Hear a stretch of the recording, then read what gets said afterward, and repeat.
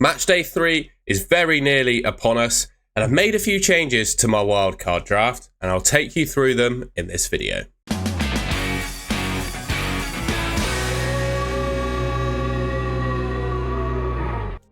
First up, forgive the slightly, I had a little voice crack there, forgive the slightly untidy fixture graphics here. There was no way to kind of get them to even up, but we've got the fixtures basically for match day 3 here. I'll just make that a little bit bigger for you. What I want to do in order to pick this wildcard draft is select players from teams that have good fixtures, select players from teams that have good projection odds in the various models that I use, well, the one model that I'm using, and I'll show that in a second. And also, I want to look at teams that still have something left to play for as well. I think that's really important. So I'm looking at today's fixtures. I'm recording this on Monday, the 23rd of June in the morning in the UK. Our fixtures are at 8 PM tonight. So we'll get the lineups for these teams. Paris Saint-Germain have got a good fixture. I would say Atletico Madrid have a decent fixture as well. I wouldn't necessarily say it's really good, but I'd say it's pretty decent. Looking on Tuesday, I think Palmeiras, they've not conceded a goal this tournament so far. I'd say Inter Miami is a pretty good fixture. Porto, that fixture is not too bad. Bayern and Benfica, probably avoid that one. Boca Juniors have got Auckland. That's a really good fixture. Chelsea have got Esperance de Tunis. I'm butchering that. Chelsea look like they got a good fixture. Flamengo look like they got a good fixture. Dortmund look like they got a good fixture. And Fluminense look like they've got a good fixture too. I'd probably, to be honest, stay clear of Inter Milan. I had quite a lot of Inter on my previous draft, but I'm actually more inclined to stay clear of them now. Looking there, not much happening on Thursday. And then we got Real Madrid v Salzburg, which I think is a pretty good fixture. And potentially Al Hilal there as well with a good fixture. So just as a quick run through the fixtures, that's where I think that the quality ones are. Okay, in terms of clean sheet odds then, this is obviously going to follow on to the quality of fixtures, but this is model based rather than me talking through my opinions. So our top 5 teams for clean sheet odds, we've got Boca Juniors on 72% to keep a clean sheet, Chelsea with 64, PSG with 57, Dortmund 54, Atletico 46, Flamengo 44. You can see the rest of the teams there. Quite a lot of teams above 40. And then 4 teams, Dortmund, PSG, Chelsea, Boca Juniors, all above 50% to keep a clean sheet. And then in terms of the projected goals, it follows a similar trend. So we've got a load of teams. So 10 teams above 2 projected goals. Palmeiras, Bayern Munich, who of course are already through. So it's just a question of how would they actually line up. Flamengo, Inter, Borussia Dortmund, Atletico Madrid, and then we get, well, above 2.5 is obviously rounded up to 3. So Dortmund, Atletico, Real Madrid, Boca Juniors, Paris Saint-Germain and Chelsea, all if you do your rounding properly, are all projected to get 3 goals in match day 3. So, you know, in terms of teams to target, teams from a defensive point of view, we've just covered that with the clean sheet odds. And then in terms of teams to target from an attacking point of view, hopefully this covers it from a projected goals point of view. I'm just on the FIFA website quickly to have a look at the actual overall standings. And I think it's also really important to pick teams with something left to play for. And it looks like Group A is completely up for grabs. So we just talked about Palmeiras not conceding a goal yet this tournament. Well, they haven't completely won their group yet. It's not completely guaranteed, so they'll need to win their game.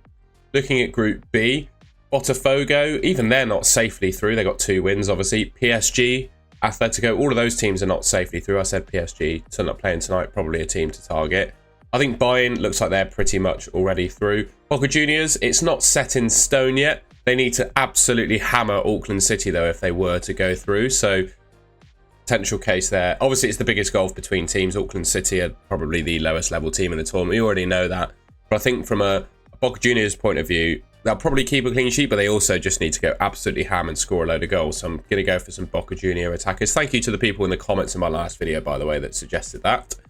Chelsea have obviously been very hit and miss this tournament, but I'm still inclined to pick their players. I think they've got a good fixture. Who else we got? Probably stay clear of Group E, you know, as we already said. Fluminense, Dortmund, their group is not set in stone. They'll both need to win their games. So I think either of those teams could be picked. Juventus and Man City, well, they're obviously already through. I'm not too keen on picking players from those teams. Real Madrid, it's not set in stone for them either. So I think I'll probably go for some Real Madrid players too. So all of that combined, so we got the fixtures, we looked at those. We've got the models in terms of clean sheets and projected goals.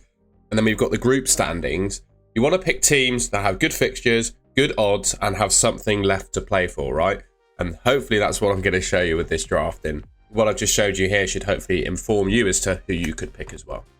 Okay then, so for my defence, I've gone for Marchesán and Weverton of Palmeiras in goal.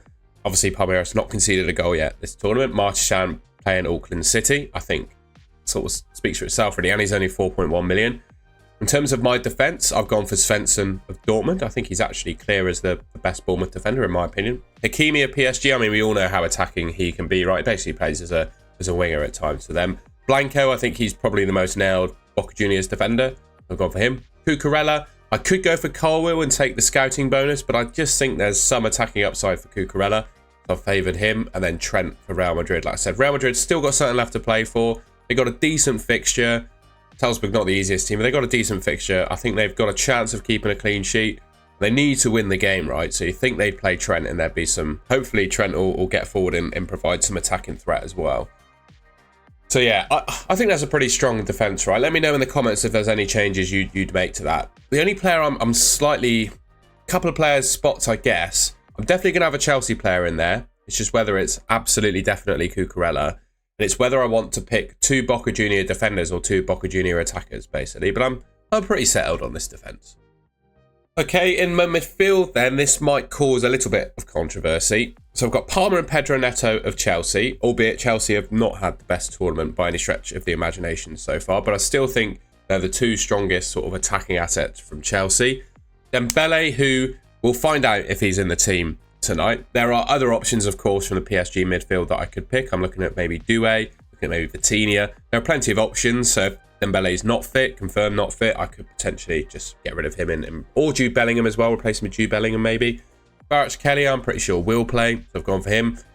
And I really like Arias as well. I think he's a good option from, I think that's Fluminense, isn't it? I think he's a good option from them, so I've gone for him.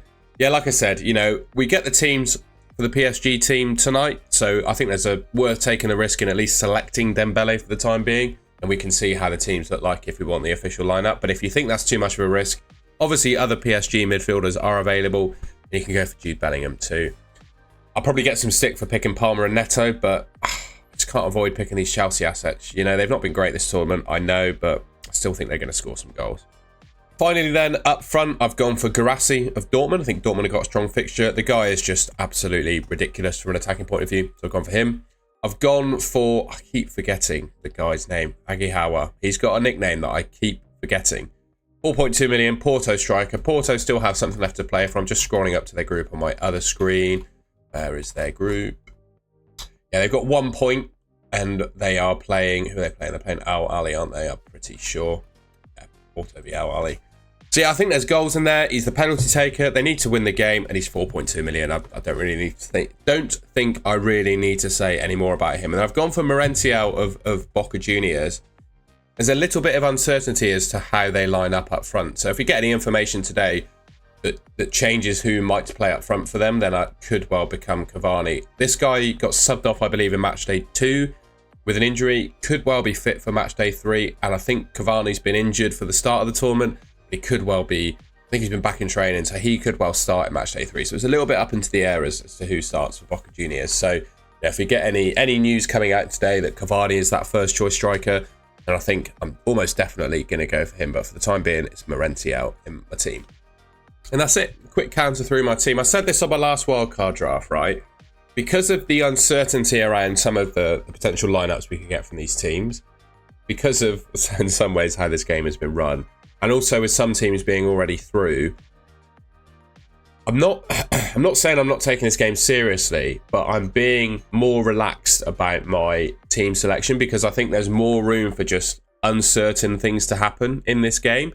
So I'm not getting too attached to the selections that I've picked in this team, basically. So hopefully that makes sense. I'm trying to keep a relatively casual mindset to this game, right? I love fantasy football, but I'm playing this game for fun. I'm definitely not playing it for, especially just chasing rank. I'm trying to score as many points as possible. I'm also trying to enjoy the process of playing the game as well. So if there's any changes you think I should make to my team, of course, let me know in the comments. Leave a like rating if you enjoyed and found it useful. If you haven't already, I'd really appreciate it if you could subscribe to the Golden Goal channel. Should be just about there on your screen. And yeah, thank you very much for watching. I'll catch you in my next video.